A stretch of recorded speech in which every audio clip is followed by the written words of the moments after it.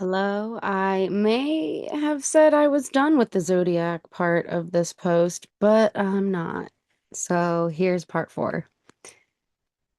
I again included this wheel from the Zodiac and the Salt of Salvation because I am wishing to center upon it.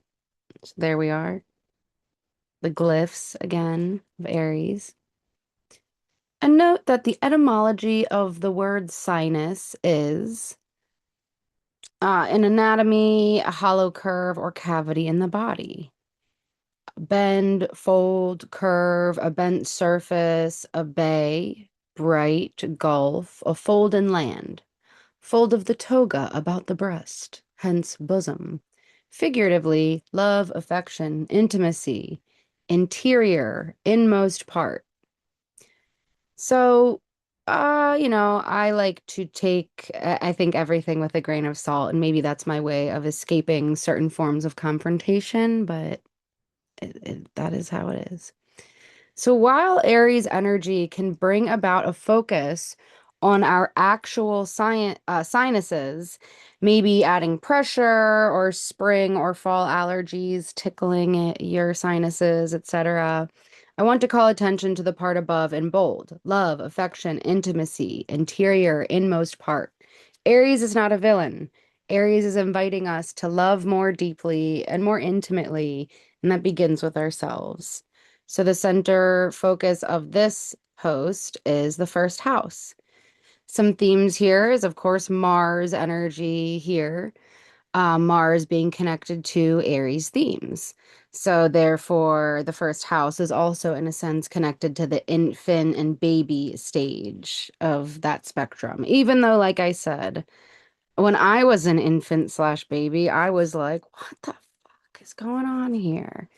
Some people look at the spectrum of age and the zodiac as like, oh, it's a baby who doesn't know stuff and thinks it's all about them. And I just don't see it like that. But that's because that wasn't my experience. Um, the beginning, where it all began, ego, identity, personality, everything and nothing all at once.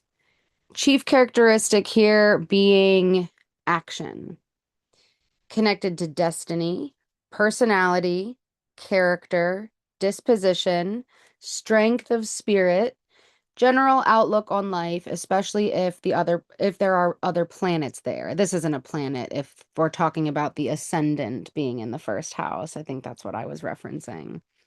Um, Shows what you're rising into or your potential.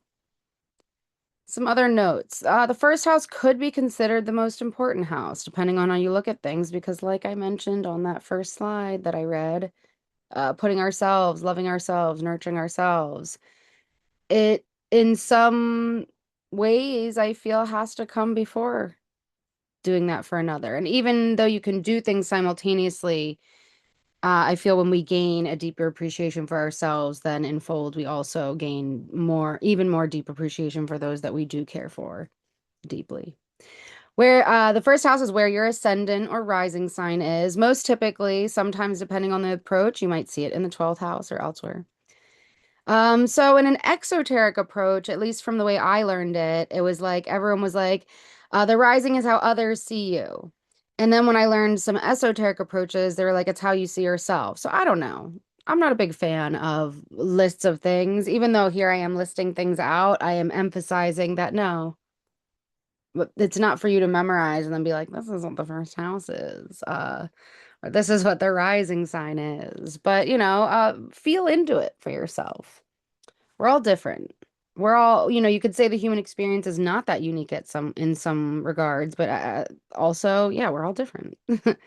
Even our birth charts are all different, even when very similar. The first house and the energies there can act as a mask for you. And this is a deep and complex area of the chart because it's at the core of who you are. And sometimes we might think we know who we are and then we don't. And then we respond by wearing another mask. And this is the only house that is all about you. It is an angular house, so this is, referencing like four directions as well. But not everyone's going to be looking at it a whole sign approach. So you know, do what you will. This house illuminates defense mechanisms and how you fight, how you behave.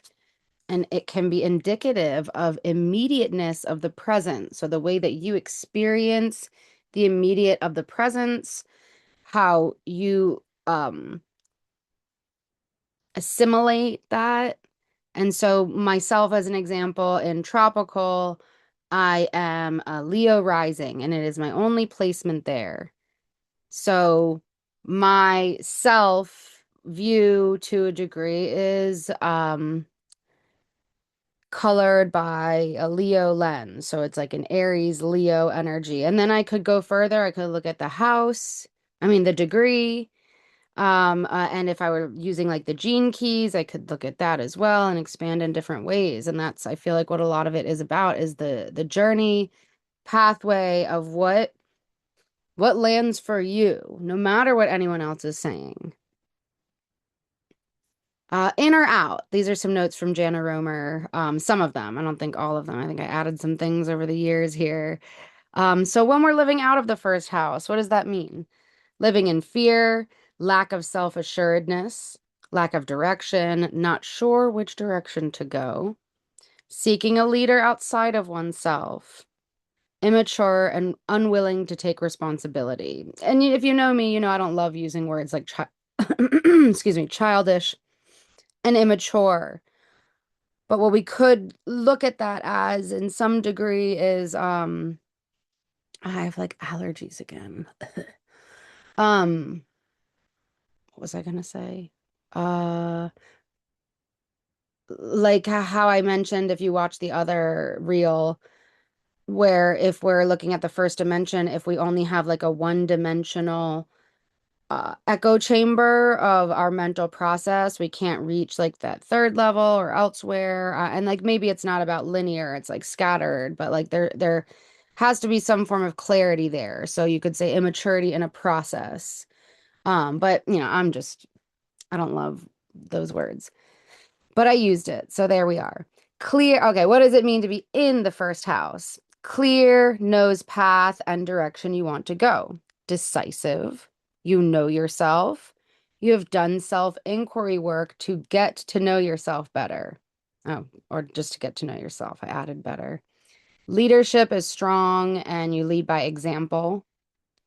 You're the leader for you. And that echoes, ripples outwards. Actions for first house energies, whether you would like to get into the energy more or experience what that spectrum of, if you resonate, let's say, with a different approach. For example, my 13 sign true sidereal rising or first house is colored by the energy of Cancer. So, what I was going to say before is that with Leo, I can also go look at my sun, which is Taurus. And then, which is funny though, because I was going to say, so with Cancer in a sidereal approach, I can look at the moon, and in that approach, it's Taurus. Um, Different houses though. So I just know there's something Venusian and Tauresian about my life. But I wasn't trying to talk just about me, but I was saying that if you wanted to lean into whatever lens there, you can color this a certain way per that theme, Leo or Cancer or whatever sign. But also you can use these energies to explore that energy more instead of sticking to a framework to view it from, if that makes sense. I think it makes sense. It makes sense in my energy body. Okay, go on an adventure. Get pumped. I feel like is that a command? Get pumped and get excited about the path you are on and where you want to go. Move your body and set the intention for this movement to ignite your abundance and clarity. Get together with friends or be alone and slow down and go within. It's up to you. You do whatever. Make a change, take a risk, even if it's seemingly tiny. Take action. Share and express your passion and perspective. Questions to ask. How do you initiate passion and purpose? How are you present? Like what is presence? What are you present to in that presence? It reminds me of what I like to say to my mom. And by what I like to say to my mom, just what I said to her the other day. She was talking about how she should have bought silver or something. And I was like, but isn't the currency of the moment that which is most precious? And she was like, what? And I was like, the present moment. What a gift. What a gift it is. There's richness in that. And it can be really annoying, when we find ourselves really aching to be in the future or the past in a certain way. And mind you, we can venture there. We're connected to all the things all the time. However, when we can also see that in the present moment we're connected to all time, then we don't need to stress so much. We can really maybe take a step back, take a beat, whatever, and go, well, what am I feeling? Is this emotional energy? Is this mental energy? And you don't have to figure it all out or make sense of everything. But, sometimes we can be stubborn to that, and that can annoy us when it's like, well, why am I worrying? Like, what would that do? The time that I'm spending overthinking or worrying or imagining how I don't want things to go, I really could be putting that into something else. So, mind you, for one, I'm saying don't suppress how you feel, but also be mindful of when it's time to, glean the lesson and not be your own worst enemy. So the presence is funny because I feel like most people are not present. And I couldn't tell you what presence is, but I know for me, most people I find don't pay attention when I talk. Just my whole life I've experienced that. So it could just be that I'm boring. But also I'm saying there's a wave of energy approaching and arising that will allow us maybe to tap back into a telepathic form of communication, maybe a little freaky or eerie at times, or like, oh, this unfamiliar familiar energy. What? It could be a little startling or surprising, but I do feel like there's something to us being present more. And let's say not needing to write books forever, and instead like actually communicating with each other. Not that people shouldn't write books, but I don't know. I feel like the more time, like we should spend time alone and then we should spend other time connecting with people. And I don't know, that's just that this is not Aries specifically Aries themed, but I am sort of speaking to like if we were looking at an age spectrum, a baby's not reading books. Maybe I'm not saying there aren't any babies out there reading, but I don't know if we come into this life seeking to write and read books. It is a part of the realm of